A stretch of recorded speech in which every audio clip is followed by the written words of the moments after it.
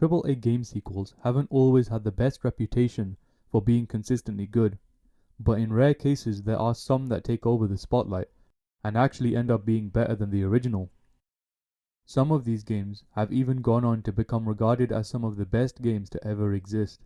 So where did it all go wrong for The Last of Us Part 2?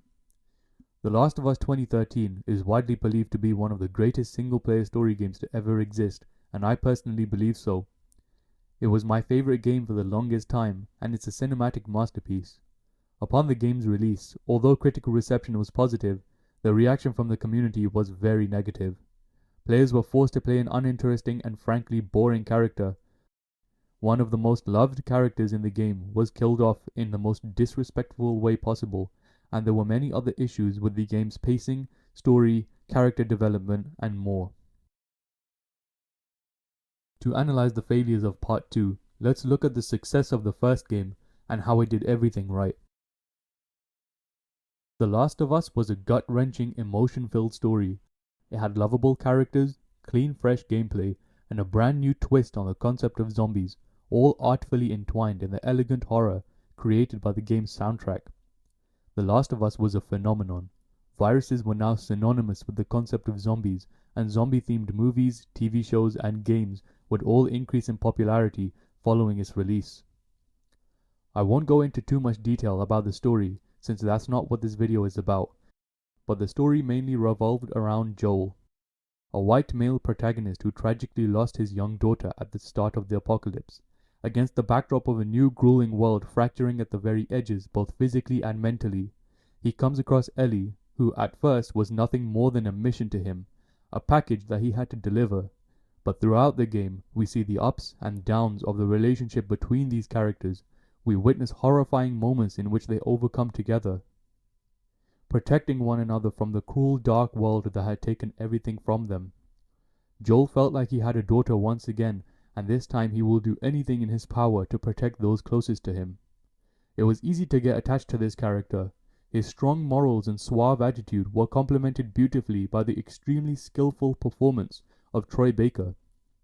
His tragic story and past gave the players a reason to be attached. We saw everything from the start all the way to the end.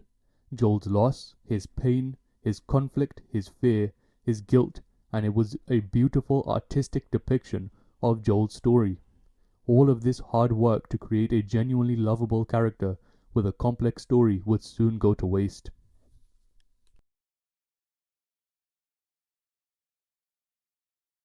Druckmann stated he would rather have people passionately hate the game than have apathy towards it. But this statement falls flat for me because that's exactly what I felt. So I wasn't angry or too concerned regarding his death, but the way in which it was done didn't fit the character of Joel that Naughty Dog themselves had portrayed in the first game, and was just in general a terrible and lazy way to end his story.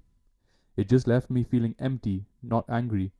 I didn't feel any passionate hate for the scene or game in general, but was more shocked that this is the way that they chose to end this character's story. Druckmann was so set on this scene happening that it seems like he just completely changed the character of Joel to achieve this. The script is paced terribly in these scenes and the characters don't even behave like themselves. Joel is super trusting for some reason, when we know that Joel is the one person who will always act logically and tread carefully in these situations. I also don't understand why Druckmann wanted this scene in the way that he did. We can clearly see how much the Last of Us fanbase loved Joel.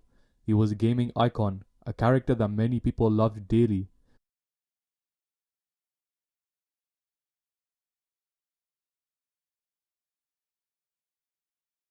So instead of gross, unceremonious, and humiliating, why didn't they choose to go in the direction of emotional, special, and loving?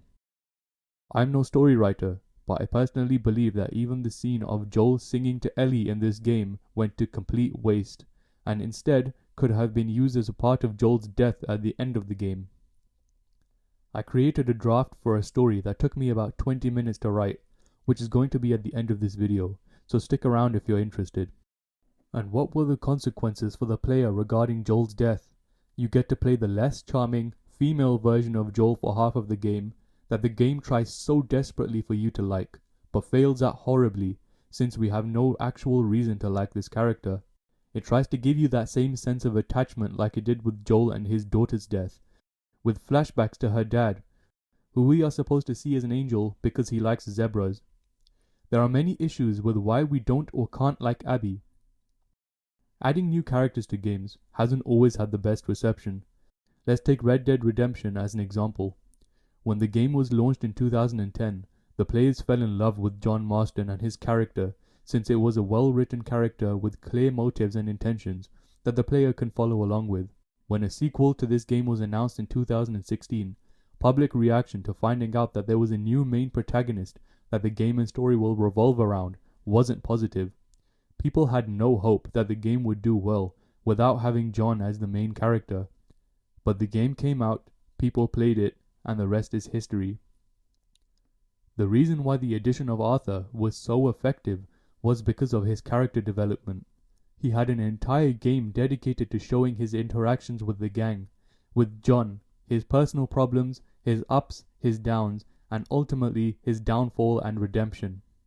All of which gave John's killings in the first game a significance, a reason for revenge, a consistent story that follows one character all the way to the end, unlike The Last of Us 2, which chops the story of Ellie and Abby up into pieces, and just when something impactful is about to happen, the game cuts to the other character, instead of being able to stick with a character throughout the game and experiencing their story.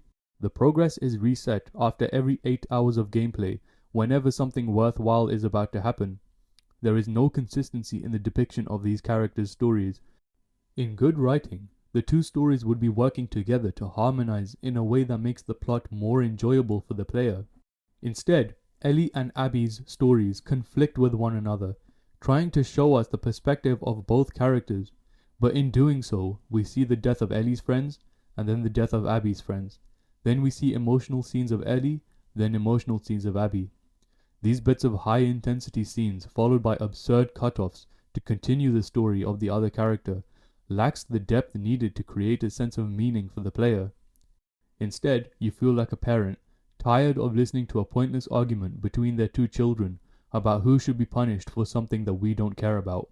Consistency and character development is vital, and the lack of consistent time and story with both Ellie and Abby fails to create a much-needed midpoint in both their stories where they would be given a new issue to deal with. Many stories utilize this powerful method. In Red Dead Redemption 2, the midpoint or turning point is when Arthur gets diagnosed with tuberculosis, and his intentions now change from helping himself to helping others. The Last of Us 2 lacks this consistency in its story, and with both characters lacking a significant turning point that sees them through all the way to the climax, the players don't have the time to understand the characters' problems and motives. One could argue that a midpoint for Abby would be when she starts to care for Lev. However, this has already been seen in The Last of Us 1 with Joel and Ellie, so there's nothing new for the player to experience. The player is also forced to do things against their will that result in the death of well-established characters on each side, but then preaches to you that revenge is wrong. It shames you for wanting to continue to play the game. In Red Dead Redemption, you know that the gang will betray you, but you continue to have missions in which you help them, and this fits Arthur's character. He would be helping everyone regardless of who needs help in the gang, and the actions that lead to the downfall of the gang are not as a result of you or Arthur in any way. It's the other gang members who you have no control over. Dutch loses his mind and Micah corrupts him. You see the gang falling apart and Arthur helplessly trying to hold them together. If we were to make Red Dead into the style of The Last of Us Part 2, you would be playing Micah in little sections of the story and do things against the gang. You would rat information to the police, then play Arthur. You would try to get the gang members killed, and then play Arthur. And you would attempt to corrupt Dutch, only to play Arthur in the end, and seeing him die, knowing that it was you, the player, and your actions that led to that happening. Before I finish, I want to highlight some of the specific bad scenes and things that this game does. The sex scenes in this game are rancid. There are 2 from what I remember. I could be wrong, since I never bothered to replay this game. The first one, between Ellie and Dina, isn't so much of a sex scene, but it has a decent amount of sexual references in the scene. They're both naked and very close, smoking weed, and this is wrong on so many levels. I'm not sure about others, but when I played the first game, since we play from the perspective of Joel, I've always seen Ellie as a daughter, or at least someone in that position in relation to Joel. Seeing these scenes was like watching your daughter do this, which was just horrifying, and I don't know what they were thinking when making this. The second one is when you're basically watching gay porn in the completely uncalled for sex scene between the Hulk and her boyfriend. This game is just in complete shambles, from story to just the ideas and pure premise of the game. The first game had zero sex scenes, so I don't see why this game needed two. It was also clear that Druckmann and company pulled this story out from complete thin air. In part 2, we get introduced to Jerry, the head surgeon that was going to operate on Ellie before he was killed by Joel, and also Abby's father. If we look at the first game, the head surgeon is clearly African American, not Caucasian, and even within the game files, the name of this character was Bruce, not Jerry. To revolve your story over a character so irrelevant and to have just made this character up in 7 years is just pathetic. It took them 7 years to think of this garbage. Even the hospital looks different, with the hospital in the first game looking dirty and grimy, showing how distrustful the Fireflies are, but to change the narrative to fit what Druckmann wanted, the same hospital, right after Joel killed everyone and left, looks clean in part 2, showing the trustful nature of the Fireflies. The only thing this game achieved was it gave us the exact same story of Joel and Ellie, but this time it's a jacked up woman and a transgender kid, which by the way makes absolutely no sense. In an apocalyptic world where food is scarce and you don't have the time to bodybuild, if you're telling me a woman could look like this, you are absolutely wrong. Women have less muscle mass than men naturally, so for a woman to look like this, she would need a strict diet with a lot of protein, supplements, and specific exercises that target these muscles that have been built. And genetic outliers do exist, but this doesn't provide a feasible reason for Abby to look the way that she does in an apocalyptic situation. And no, I am not saying that women cannot look like this. They most certainly can. What I am saying is that it is unrealistic for a woman to have this physique without actually trying to obtain it, day in, day out, with hours of special training and a specific diet. Tess is almost in the same situation day in, day out as Abby, yet she looks completely different. She looks how you would expect a woman to look in an apocalyptic situation, strong but not juiced up. Anyway, this game did nothing but appeal to and appease a certain minority community, which isn't an issue. Representing a minority is a good thing, but at the expense of ruining an already well-crafted story and game, that's an issue because it shows that they don't care as long as the message is delivered. The first game did a fantastic job at incorporating within the already existing story that Ellie is a part of the LGBTQ community without destroying the game. Finally, I do want to point out some of the good things that this game does. The gameplay was amazing. It felt like a treat to play this game, and even though I played it on a base version of the PS4, Ellie's more stealth-based combat felt like a breath of fresh air after delivering shootouts and beatdowns with the tankier playstyle of Abby. Graphics are also exceptional, and although the gore was a bit much in my opinion, I understand why it had so much, since it fit the theme of the game. Here's the draft story that I created. Rather than a revenge story and trying to teach the player how bad revenge is, I would utilize the theme and story of the first game, a game showing how far one would go for the ones that they love, transforming into a story about how that love and too much love, like anything in this world, can affect the people closest to you and turn toxic. One that follows Ellie possibly wanting revenge on Abby for killing Dina instead of Joel. Watching the game trailers, this seemed like the story that they were going for anyway. Dina is introduced as someone super close to Ellie, and Joel is shown to be in the later trailers traveling with Ellie. She sets out for revenge, and once Joel catches wind of what's happening, he soon follows behind, with gameplay switching between the two, focusing more on Ellie. He finally catches up to her, and together they get to and manage to defeat Abby, but in doing so, Abby finally realizes who Joel and Ellie actually are. This is when Abby reveals to Ellie what actually happened in the hospital that day. Shocked, Ellie drops her guard, and Abby makes a run for it. This is when Ellie realizes that she must do the rest of her journey alone, and now that she knows the truth about Joel, she wants nothing to do with him. They have a massive argument about how she could have saved humanity, but because of his selfishness, she's now forced to live in a world that she doesn't want to be in anymore.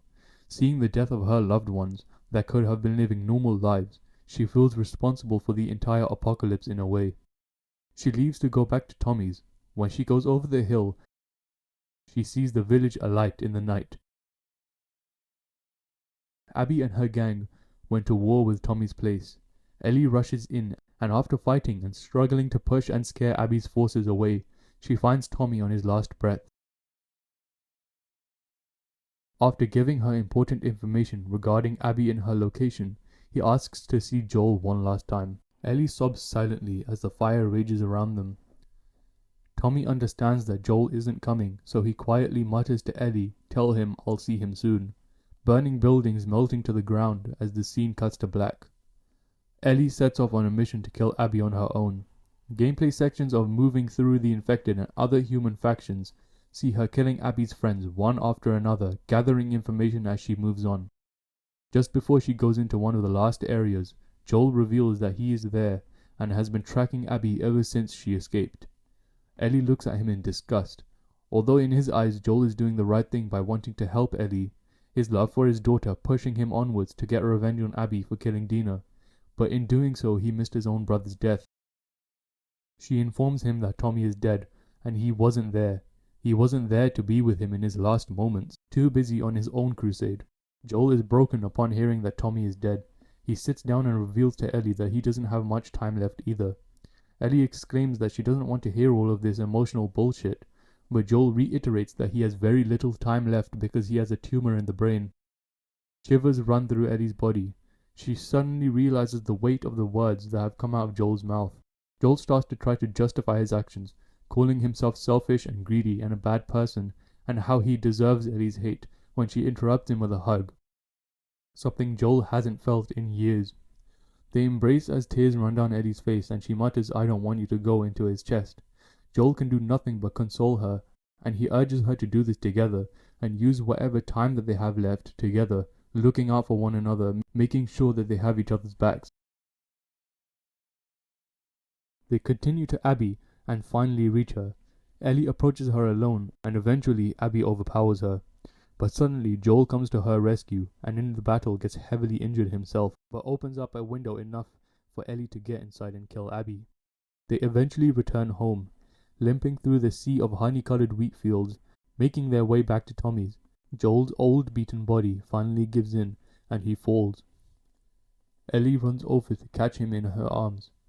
His large frame and heavy body, weighed down by the burdens he knows he's shouldered throughout his life, finally give in, and he slumps into her arms. He knows his time is up, but Ellie doesn't want to believe it.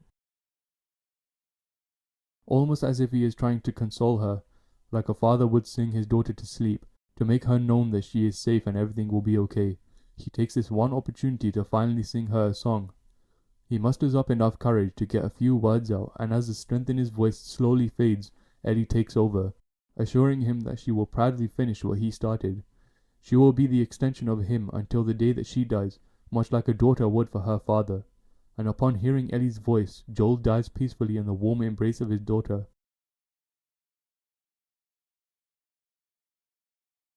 Now I want to reiterate, I'm not a story writer, but I can confidently say with 100% certainty that my version of Joel's death was better than the version that we got, and it didn't take me 7 years to write it, and it also allows for more flexibility to create a better story, and it stays consistent with character development and values. The story has a midpoint. It opens a door for stronger character development since we spend more time with one character and her conflicts, problems, and solutions, and it also gives Joel a fitting death. It's sad. It's sad that a game that had so little room to fail managed to fail so horribly. I would say that this is the biggest gaming fail of the last 10 years. Ironically, both games now have a Decade Award, one for the best and one for the worst. The community hated it, and understandably. Whatever the reasons were for making this game so bad, it doesn't really matter, because at the end of the day it's the players who paid a ridiculous price for a game that they had been waiting for 7 years, only to be presented with the garbage that was this game. Just look at the crowd reaction to this game. They thought it was a good idea to kill this character in such a disrespectful way. It's clear that Joel is loved, and he's the most loved character not even in just the game, but maybe in gaming as a whole. Before The Last of Us 2, he was up there with the Arthur Morgans, the Master Chiefs, Kratos, Ezio. but in my opinion I can't justify keeping him up there anymore, since I know what happens to him in this game.